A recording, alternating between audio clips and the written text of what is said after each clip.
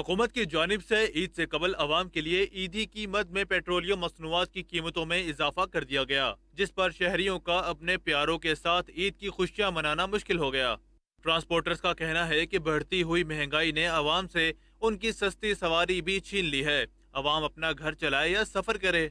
अवाम के हालात तो आपके सामने है। महंगाई में जो महंगाई ने अवाम का खाना खराब कर दिया है, इनकी आपस की लड़ाई ने हमारे मुल्क का जो मईशत है वो तबाह कर दी है। बस मालिकान महंगाई की वजह से परेशान है और इस पर मुल्तान का जनरल बस स्टैंड भी खाली नजर आता है।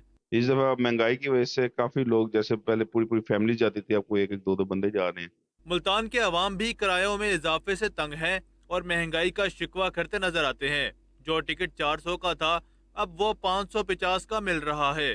परदेसियों का कहना है कि हमें घर जाकर अपनों से मिलना बहुत ही मुश्किल हो गया है। पहले जो टिकट 400-450 की थी, अब वो 550 में मिल रही है और मिल भी बहुत मुश्किल से रही है। इतनी बड़ी लाइनें हैं, टिकटें अपने आसमानों को छू रही हैं कीमतें उनकी। अवाम और ट्रांसपोर्टर्स का हुकूमत से मुतालबा है कि रिलीफ की फराहमी के लिए ईद से कबल महंगाई में कमी लाए, ताकि शहरी ईद की खुशियां अपनों के साथ मना सकें।